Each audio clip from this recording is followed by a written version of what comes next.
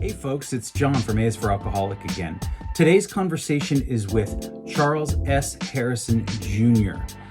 I connected with him on Instagram over some of his fitness photos and videos. It's something that's been on my mind for the last couple of years in recovery and something that he has taken to the next level. We talk about the false sense of self-confidence that alcohol can often give us, the way that can be detrimental and disastrous to us, and finding that self-confidence again in fitness, in health, in taking care of our bodies that we have spent, from my personal experience, so many years destroying and not taking care of. But it was awesome to sit down and talk with him. I hope you guys enjoyed this. This is my conversation with Charles S. Harrison Jr. Well, Charles, thank you for doing this. I appreciate it. I love your posts. Some of my favorites are the ones where you catch people doing stuff in the gym that's a little strange. There was some woman, was she doing some selfie pose on the treadmill or something like that? Yeah. Oh, it's pretty hilarious. But so I wanted to ask, and the way that I like to start this out, and the thing that I'm mostly curious about is people who, whether it's alcohol or drugs, but for me it was alcohol, is what is the earliest memory you have of alcohol in your life? Okay. I was just thinking about this yesterday.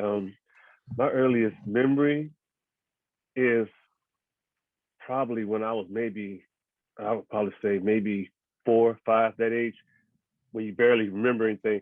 But I know when I was very little, going to my dad or whoever, uncles, whoever was drinking, and ask for some of their beer, and I would get sips. And that's my earliest memory, is just getting sips of beer from adults. And I guess it seemed harmless, but deep down, I mean, that was probably my that started me out.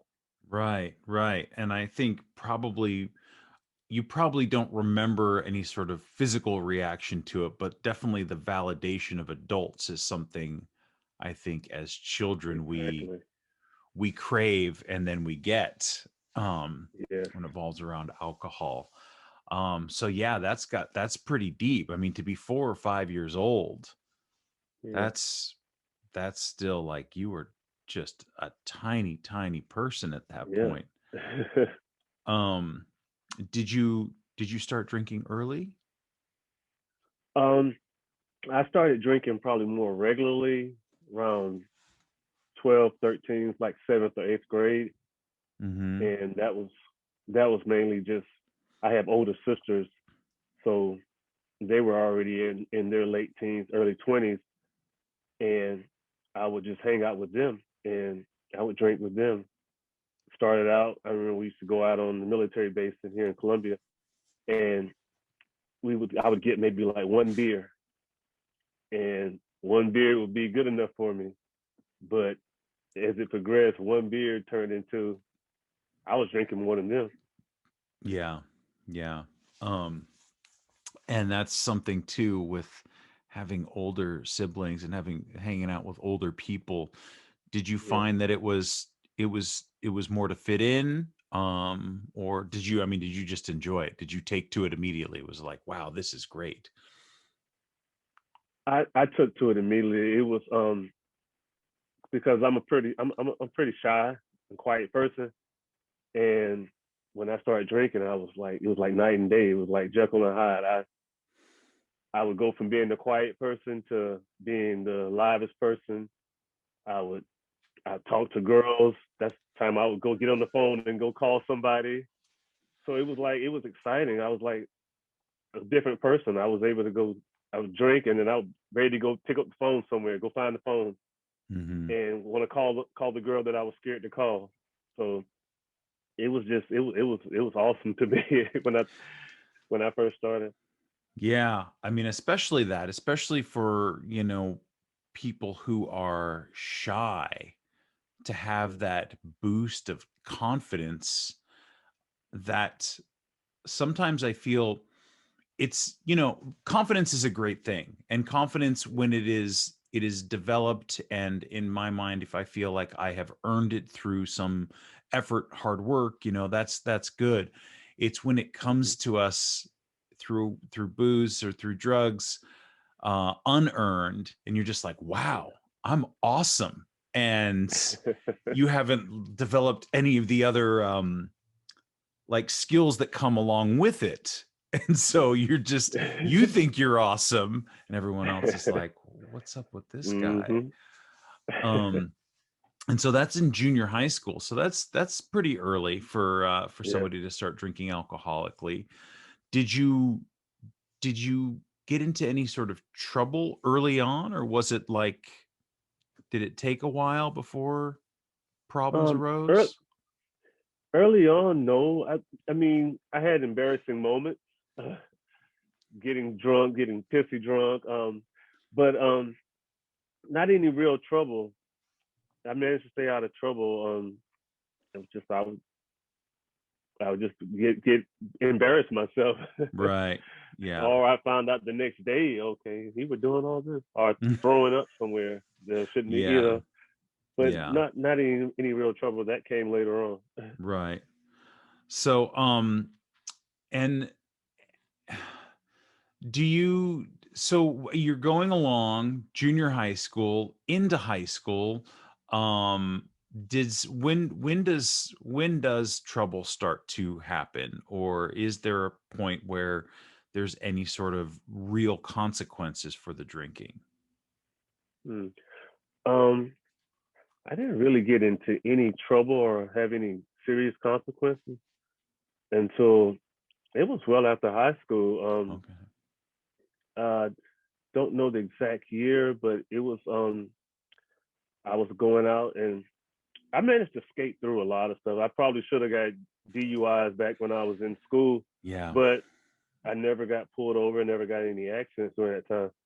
But I did get in a bad car accident after high school, and I still skated through that. I didn't get charged with DUI, um, but it was kind of like it was a big warning because I was in a bad car accident and it was some serious injuries, not to me but the people I hit, and for some reason I didn't get the breathalyzer or get charged with anything, but I had been drinking and looking back, Mhm. I was probably drunk.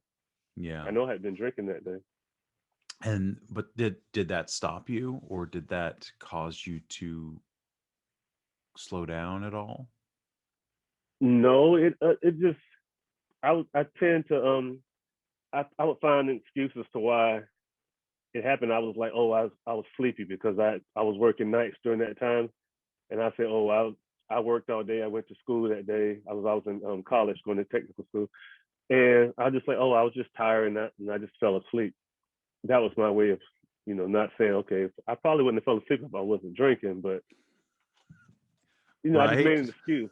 Made an excuse. Yes. Okay, get more rest before you go out next time. Before you go out drinking and driving.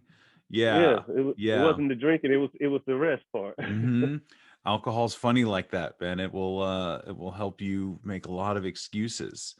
Um, Exactly. yeah, I got pulled over by a cop one time, and I'd been drinking all night at work. I worked as bartender, and I had my system down. I do a shot of vodka about every 45 minutes to an hour, so that I was, just for me, I was, even keel. Hmm. And driving home, I was going a little too fast, little country roads, and pulled me over. And I was like, well, just one, two, three, get it together, be sober. And I talked to him, and he said, have you been drinking tonight? And I was like, well, I know I'm not supposed to lie to the cops, but I said, oh, well, I work in a restaurant and we were doing some wine tasting, is what I said. And he said, so yeah, I don't know, I think we had like half glass of wine or something. And he didn't breathalyze, or, I didn't test me or anything like that. There was none of that. And he just said, please be careful. There's wildlife out here. Don't want you to hit a deer or something like that. And he still gave me a ticket for speeding, but, Yeah. and I was blown away, and I just could not believe that I had been drinking all night long. And so, when we get those moments where Yeah, we're not given any consequences, it's almost as if it bolsters our false true. confidence about how much we can Yeah, drink. it does. Um, so after high school, you get into this car accident. Doesn't really change the way you're drinking. And so, I mean, that's what we're talking like into our early 20s.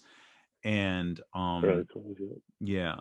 And things are going fine. Things are good for you. Life seems good with drinking and stuff like that. Yes, it was. It was um like maybe a few years after that, in a relationship. Um, had a good job, worked postal service. And everything seemed to be going great. And one night I went out again.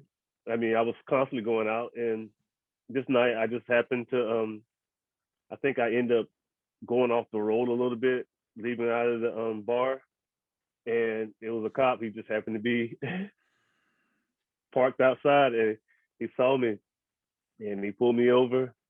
This time I had the DUI, and that's when it really like it should have hit me, but that's when I really faced real consequences with the DUI. But again, I went through the whole situation with the DUI, and I still didn't really face any consequences. I lost my license for a while, but um, for some reason, the case, just because I guess in my state, I live in South Carolina, I guess they were backed up, and I asked for a jury trial. The jury trial came up, and then I switched back to asking to go before the judge. And before it went before the judge, they dismissed the case. So Wow. I it was no consequences again. I mean, I went through a little temporary thing with it, but again, I got my license back, and I still didn't evaluate. I made excuses again. I was just like, oh, I probably shouldn't have been drinking like that fast or that much right after work.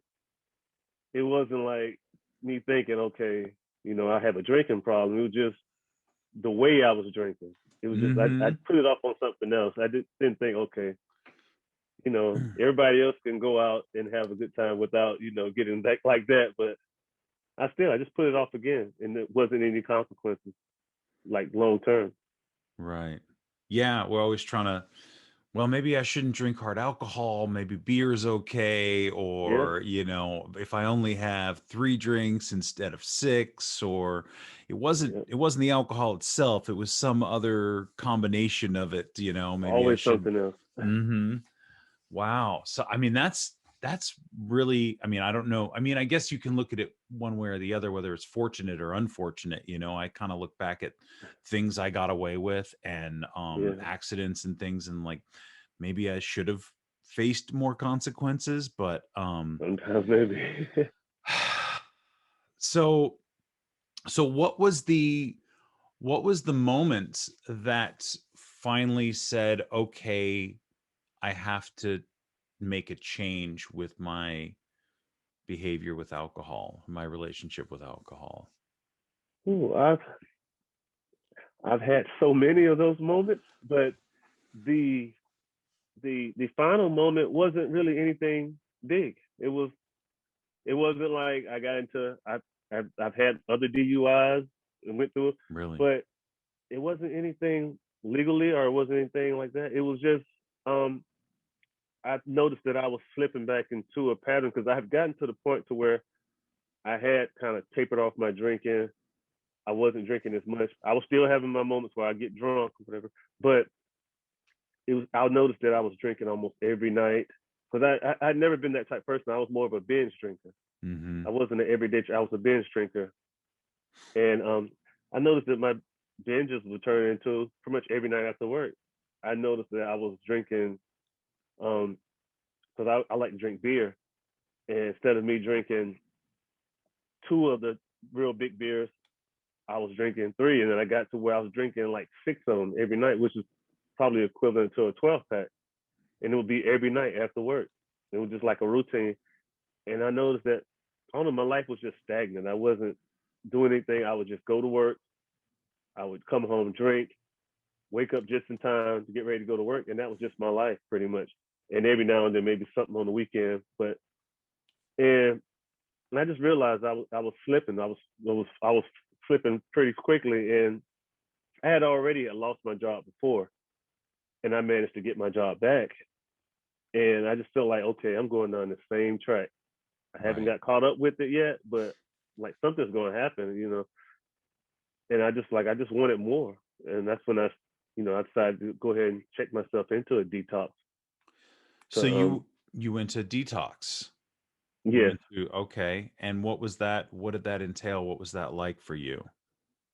um, even though I was drinking as much as I was, I didn't think that I would go through an actual like detox of like physically. Mm-hmm. I didn't think I would feel anything differently, but when I was there, my blood pressure it shot up.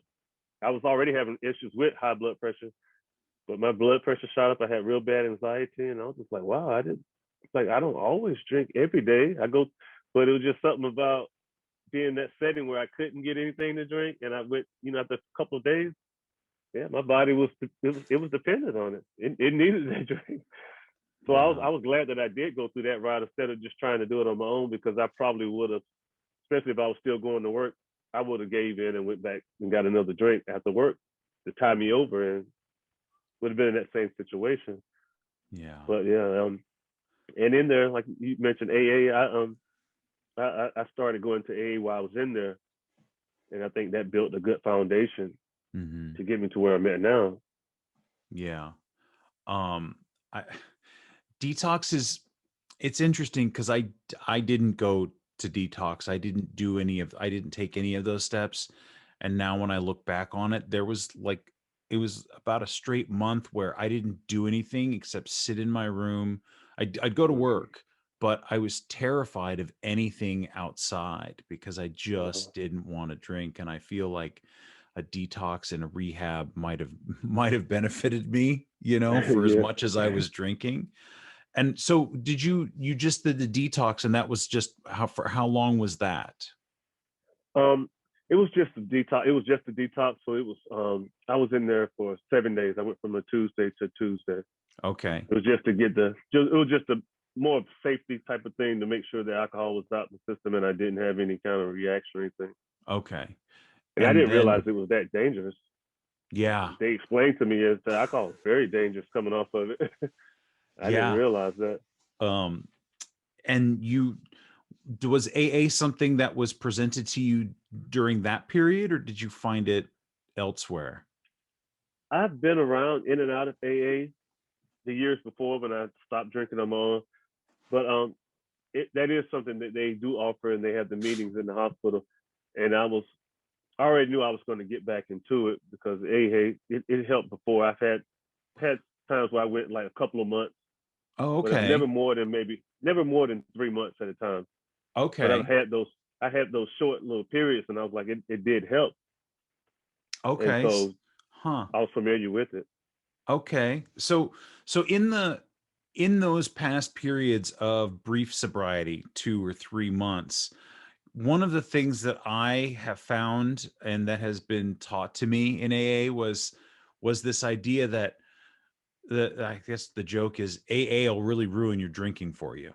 And so once you get that in your head and you get the program in your head, and so I have never um relapsed, but this is from what I've heard from people who have gone back out, that the drinking was just miserable after they had been in the program for a short period of time because they're constantly thinking about all the stuff, and so now it's even worse that I'm drinking and I have a little bit of this program in my head.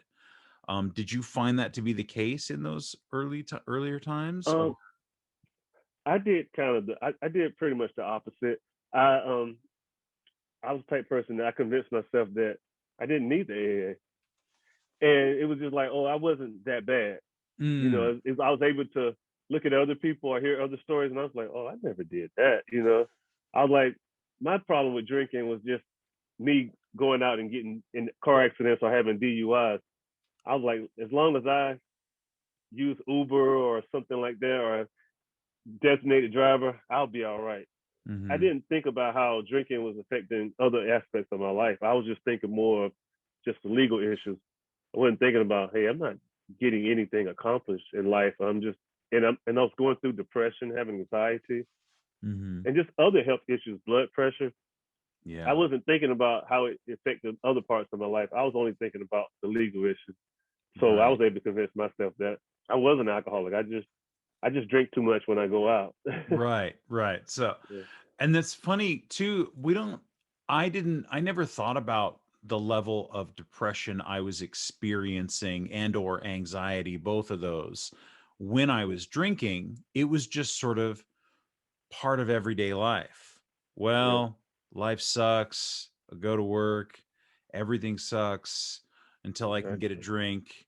And then I would drink and everything would be fine. And it might even be fun and it might feel good for a little while.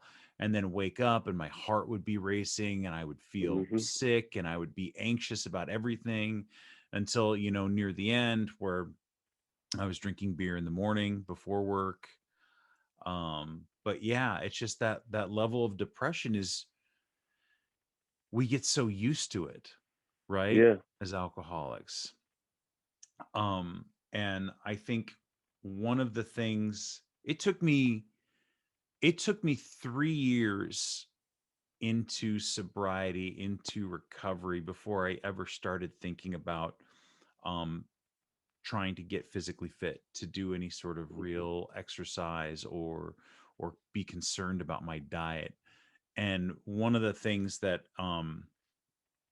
I noticed about you is, you're, at least from your Instagram posts, you're in the gym, you work out a Yeah. lot. And that is something that I'm still working on. Me currently, I hurt my back in April with a Hmm. damn kettlebell. And Oh so wow. it's been kind of depressing for the last, and this is another injury that I incurred last August. And so it's been really hard to just be stuck. Yeah. And what do I do now is I go, well, I can't work out. My back really hurts. I still got to go to work. But if I eat, I can feel good, right? So eating Yeah. kind of takes the place of that. So, was fitness something that you were interested in? Was it something you were passionate about while you were drinking? I didn't have the same passion, but I always wanted to try to get in shape. But Mm-hmm. the drinking just overpowered that urge to go to the gym and do anything. It was just like I could never build up a passion or love that I have for it now because the drinking would get in the way. You stay out Yeah. drinking at night, you're not gonna have the energy. You just can't do it. And so it was just like when I stopped drinking, I was just like, oh, I can get up early in the morning. I have energy. I have so much more time in my day because it seemed like my days were just short when I was drinking because I guess when I come home from work, I work evening and I would get off at like 2:30 in the morning and I would stay up drinking until about 6 a.m. And Yep. so and I wouldn't be accomplishing anything. I'd just be, I don't know, on my phone, messing around on my phone, watching TV or whatever, drinking. But it's like that time would fly by so fast. And then the days when I could be doing stuff, I'm asleep then, recovering. Right. So yeah, but I always wanted to just work out, but I could never do it when I was drinking. Mm-hmm. Like two didn't mix. And how long have you been sober now? I've been sober for over a year. It was a year in February 19th is my Congratulations, man. sobriety date. Thank you. Congratulations. And how would you say that fitness has been a part of your recovery? Was it something that you found, like, this is the thing that's going to replace the alcohol, or how does it help you in your recovery to stay sober? Um, well, it helped me because it one of the biggest ways is like I found the passion in it, and it's like it's exciting for me to make to get gains whatever in the gym, and and I've been changing that into helping others to do the same thing. I'm currently taking class for personal training, Mm-hmm. so I could just help others with it. And in the AA, I learned that just helping others, and they're not you don't have to necessarily help others with their drinking, just helping others do other things, just doing community service. And it's kind of like been my version of community service is just helping others through fitness. Yeah. And so it's kind of like it's helping me and I'm helping others at the same time. It's just like not only I can't let myself down, but I got so many other people that I'm helping too. I So hear you. that's the biggest thing with fitness. It's been like my way of helping others because I don't know I'm not very good at like talking like in AA about Mm-hmm. I can tell my story and stuff, but like just being a sponsor or anything, I'm I don't know where to start. But if I can take somebody to the gym or whatever, or give them motivation through fitness and stuff, that's my way. So You can that's sponsor how them it's helped that me. way. Right. Yeah. Yeah. Yeah. And it's, I think too, because I was at about, I was at about 270 some pounds when when I first started thinking about fitness. And the biggest thing was the diet for me. So a friend of mine lost a bunch of weight counting calories, and he hadn't even started working out yet. He was just like, I'm only going to count calories, and he lost all this weight. And I was like, oh my God, okay, so I should probably see how much I'm eating. And I remember the first day I said, I'm just going to count the calories. I'm not going to change the way that I eat. And at the end of the day, and I shit you not, it was like 5,000 calories. Ooh. And that was my reaction. I said, oh my God, John, you're going to kill yourself with food. You've got to figure something out. And I was too heavy to, really do much of anything other than walk. And I got on the exercise bike at the little gym by my house. And I just did that for like 6 months before I started running. And I would say that that's probably my main source of that's the thing that I love to do physically. And then someone's like, you really got to start lifting weights. And I was like, I don't want to do that, man. Like, that's not fun for me. That's not where I get the, wherever it is in fitness. I think the thing that, Yeah. and maybe you can talk about this, it's got to be something that you get excited about, right? For you to Yeah. continue to do it, for you to be True. consistent, you have to feel, like it has to make you happy, right? It can't be miserable. Yeah. Yeah. And so I starting to lift weights, and it's been challenging because I don't know what I'm doing. So obviously I need to talk to somebody and get some help. But what is it that and is weightlifting your primary source of working out, or what do you like to do? Like, what is your routine these days? Yes, I do. I do focus more on the lifting part. Mm-hmm. Um, I was, I never really liked doing cardio, but I don't know. I developed. I guess it's a habit. It just, I don't know. I started feeling better after I would do some cardio, go running. And when I first got sober, it was I had started going to the gym and I was doing very little cardio. But COVID hit and I couldn't go to the gym anymore. So my workouts were very little lifting because I didn't have a lot of weight, and it consisted more of cardio. And I Mm-hmm. bought a bike, and I really got into riding the bike. That's I have a mountain bike, and I can go out in the park.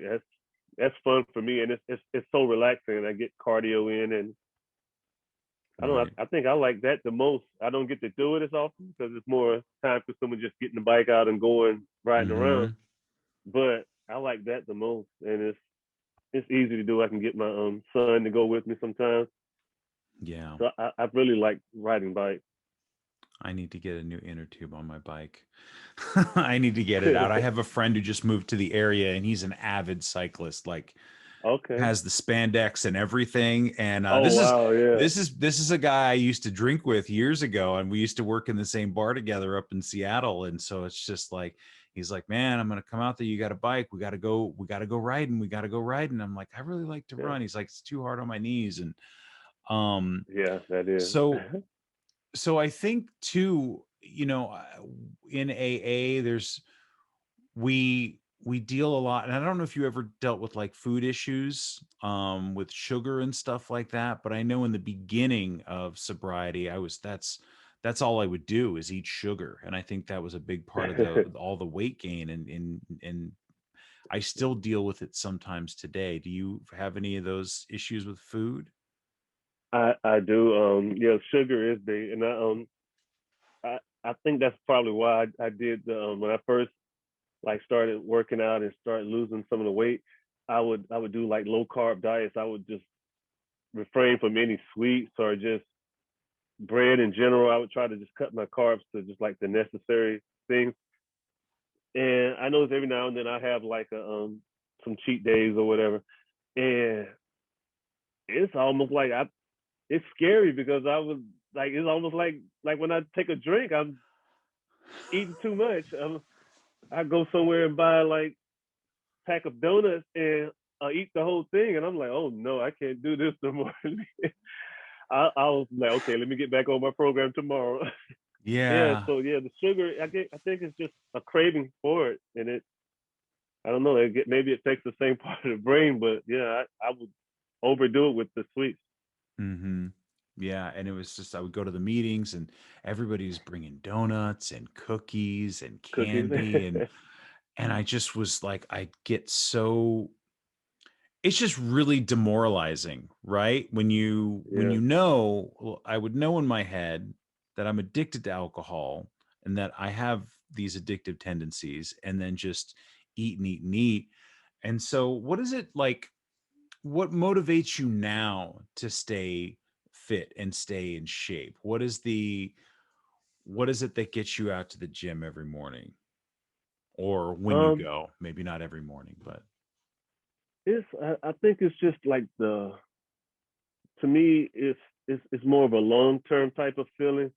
It's like days when I do like skip the gym and like say because I'm like sometimes I have to make myself rest because I know you have to take some rest, but it's just like some days when do, I don't go. It's like I didn't really get anything out of the rest. I was like, it was like okay, yeah, I got some rest, but that didn't really feel good. In the same way, like if I eat too much, I was like, it was good temporarily, but it just didn't do much for me. I mean, the working out, it's like I yeah. feel good the whole day. Like it carries me, and then I come home and I'm dead. When I come home from work, I'm dead tired, so I sleep so much better.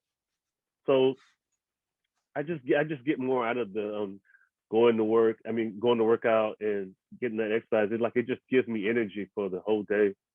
It's Mhm. like on days when I don't go work out, I don't I don't feel the same. So even like on my off days, I'll do something simple. I'll go riding the bike or something, Yeah. and that makes me feel good. Yeah, yeah, I agree. I mean, running's my thing, and then the days when I don't, even though I know my legs are like, just give us a break. Just give us Yeah. a break, John. But those days I'm just like, I didn't, and then it'll bother me all day. And I'll be like, I didn't go running. I didn't go running. And there's a couple of spots where on some of my loops where there's been shortcuts that I used to take to come home. And now I finally gotten to the point where I go, you know what? We don't even look at that shortcut anymore. That doesn't exist. Because Yeah. I would take the shortcut and then it would bother me all day that I did. It's like, why didn't you? It was only a half a mile extra. Like, just go the extra half a Yeah. mile. Um, do you uh what would you say to somebody like me, like I'm dealing with an injury and it's really difficult to do anything else? What is the best way for one to mentally or physically deal with an injury? Ooh, the injury. That's tough because I've had like injuries like my knee. Sometimes my knee gets really bad, where it's like I can't do much of nothing. I'll try to force myself to go maybe just do upper body and stuff. But Hmm. with back, oh, I imagine it kind of cuts it out, cuts everything out, Yeah.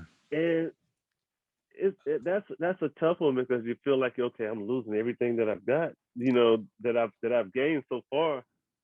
But for me, what I would do, I would just try to do whatever I can do as far as rehab, I mean, if it's a back injury, there's always exercises that you can do just to work on that, try to get Yeah. that back to where, as far as Yeah. strengthening your core and everything.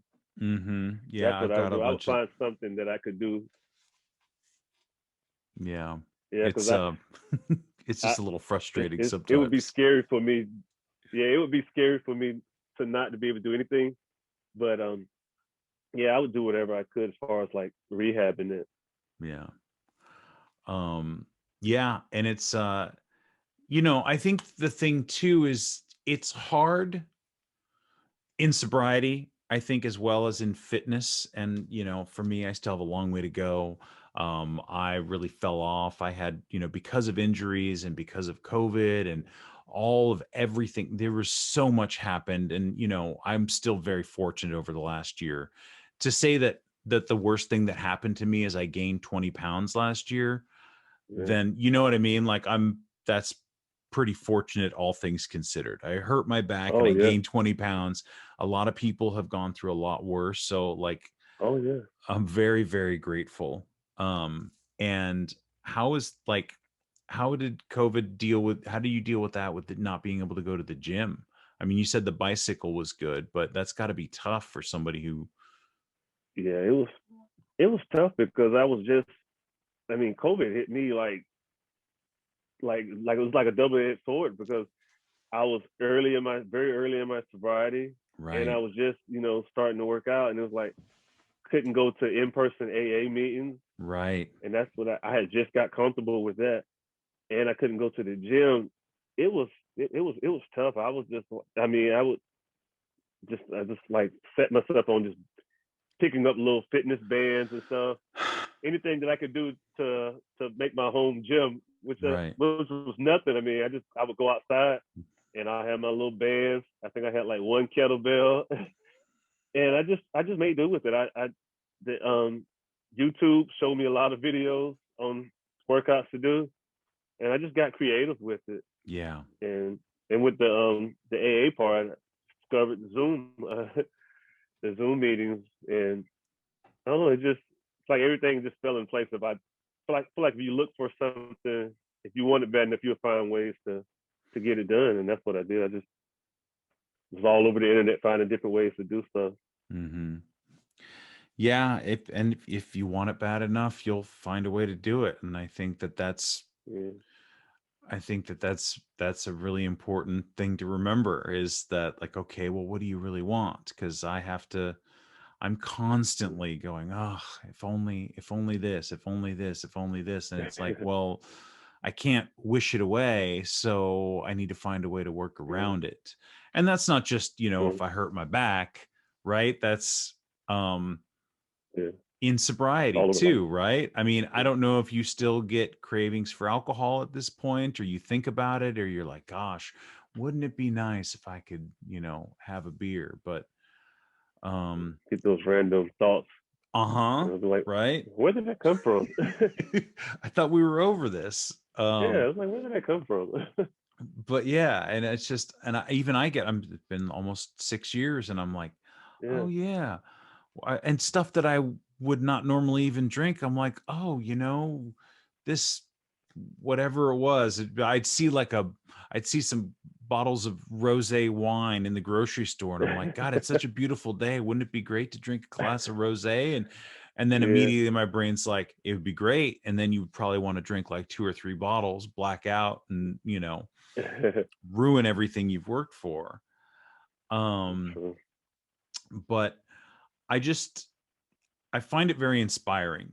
The level of commitment that you put into fitness and taking care of yourself and doing that in sobriety, because I feel like, and importantly so, I feel like we focus so much on just don't drink, get into a program, figure that out, dial that in, don't worry about food, don't worry about fitness.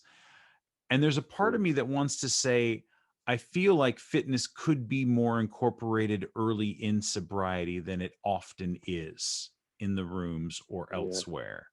What do you think about finding a fitness routine early in sobriety? I think so. I think it is good because I think one of the big things with alcoholics is that we we have to fill that time that we were spending drinking. And I mean, why not something that's going to help you? I mean, and for me, it's just like I know the two don't mix, and so that helped me out really early on because okay, I want to go to the gym. I know I can't drink if I'm going to the gym. I mean, it's just yeah. I think with a lot of people they help out a lot. Yeah. And the place I did detox in, they were pretty good about pushing for the fitness then because I know we went and played basketball a couple of times while I was in there, and so Mm. they did push for you to get some kind of physical activity. But yeah, I think it definitely help a lot of people because I mean it fills your time and it gives you like a routine. If you don't have any routines in your life other than work, it gives if you go before you go to work, then that's maybe an hour or two that you feel in your day that you're not drinking, or if after work, especially for people who like to drink after immediately after work, that's a different way of winding down. So Mm.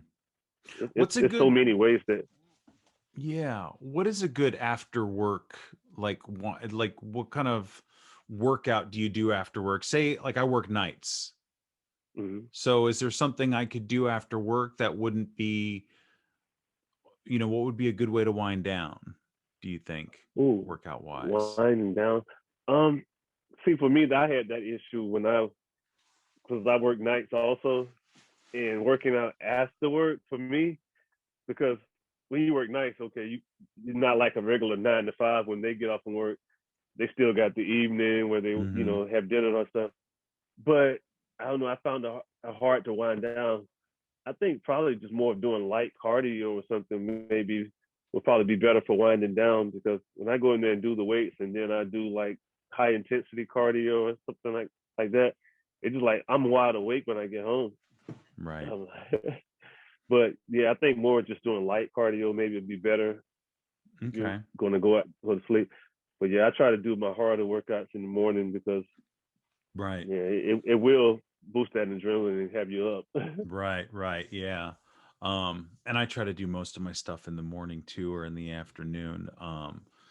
But yeah. And then so I guess somebody who's listening to this and they're maybe struggling with alcohol and thinking about fitness, and what would you suggest to somebody as far as getting started? Somebody who's like, I can't do anything, I don't feel motivated, what's the point? All those thoughts that we have about like getting healthy. What would be your suggestion to folks listening about that? um, for most people, I would say just start simple. Just go for a walk in the park. I mean, if it turned that into a habit, I mean, be like, okay, I'm going for a walk at this time, and say set the days where you're gonna go, and just make it a habit to do it. And I know, like with me, very quickly, it's like that little just saying I'm gonna do it and forcing myself to do it. It turns into something that I don't know, just like without even thinking about it. Okay, I'm getting up, going to the park. I mean, it's like a routine, but you notice that routine after a while comes to something that you really it's like a part of your day that you need. Yeah. And that's I mean, I would just say just start it. Don't like procrastinate. Don't say, okay, I'm gonna start on Monday. Because I'm terrible about like, okay, I got to start on Monday. And I had a friend ask me, why Monday? I said, I don't know. I don't know. I guess maybe it's part of my OCD or whatever. I just Hmm. had to start, getting the work week, whatever. But yeah, I think just start. Just do something simple, whether it's just walking in your neighborhood. Just it don't have to be like you got to get dressed up or whatever, or go to the gym. Or just start something simple, or jogging, or riding on a bike. If you have dogs, just go walk with your dog. Yeah. And it momentum, right?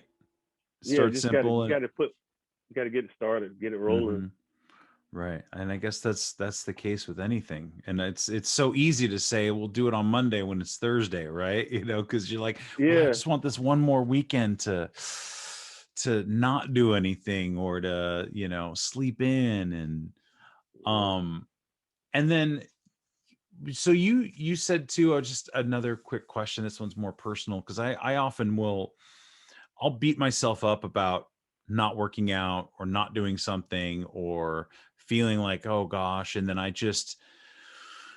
how do you feel about, what is your stance on, forgiving yourself, giving yourself a break? Or do I need to go hard every single day? Like, is there a medium in there somewhere, or? I, that's one thing I have been working on, because I once I got started, and it just became like, okay, I gotta go work out. Trying to work out every day, and I have days when I can't. I got, I have to go pick up the kids from somewhere. Got so much stuff, and I've had times where I missed like 3 days in a row, and just it's just something where you're like, okay, I mean, I have to look at where I came from, what I was doing before. So I'm like, I'm still running laps around that guy I used to be. So it's not gonna hurt to miss. It's not gonna hurt to miss a week. I mean, Yeah. a week or two. I mean, it's not. I mean, as long as that I still have it in me to get going. I'm not, I'm not just totally falling off. Right. So it's not a bad thing to get that rest. So your body definitely needs it. Yeah. Rest and forgiveness, and not losing it entirely. Yeah.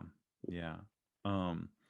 And things are going good for you. Recovery's good. Your program's good. Is there something like, what's your favorite part of your program, or what's the most important part of your program? The most important part of me is just having goals, just not being stagnant and just saying, okay, I'm not drinking and I'm just living. But no, it's about progressing. For me, it's like, okay, I'm living a fit life, whatever. I'm doing more with it. I want to, like I said, I'm taking classes right now, personal training, and just having those goals to look forward to. It's working more on the mental side, because I think big part of my drinking was just not feeling good with myself. So I drowned it in the alcohol, and drinking a lot of times just gave me these like big dreams in my head. But when I got sober, I would never reach for them. I would never do anything. I feel so happy when I'm drinking, because I'm thinking about, yeah, I'm gonna do this. I could have this, whatever. But never really went for it. But now, that I'm not drinking, I have my realistic goals set, and I have a pathway to it, and just going after it is what, keeping me sober, I think, too. Yeah. Just having a lot better life, and just being able to see even better for myself. Goals are important for sure. I think that I'm gonna, now that restrictions are loosening up and COVID is hopefully slowly on its way out, I'm probably going to sign up for another race. And I think that was the big thing, was when I had that race in mind in like 6 or 7 months, I was like, no, you're not going to eat that. No, you better get out there and do that. This is, that sort of thing. So goals are hugely important, I think, They are. in fitness for sure. How can people get a hold of you or reach you or see what you're doing out there? What is the best way online for them to find you? Well, my favorite and biggest platform is Instagram, of course. Mm-hmm. And it's Charles dot Harrison Jr. All right. Cool. Yeah, that's where I found you, and like I said, I love the posts, and it's always inspiring to see somebody in recovery who is, doing some next level stuff and really putting in the work for themselves, and and then to work on service too, right? I mean, that's Yeah. awesome. So and I love the fact that you said this. You're like, well, service doesn't always have to be directly sponsorship or helping someone in alcoholism. There's so many ways to do it. So Charles, thank you so much. I appreciate it. Thank you for having me. It was good to talk to you. And yeah, thank you so much. I appreciate it. Thank you. Cool. Thanks again for listening. Our music, as always, is by Neglect. You can find more of his stuff at neglect.bandcamp.com. And you can find us on all social media platforms that matter: Instagram, Facebook, and Twitter. And you can reach us at aisforalcoholic@gmail.com. Talk to you later. Yeah.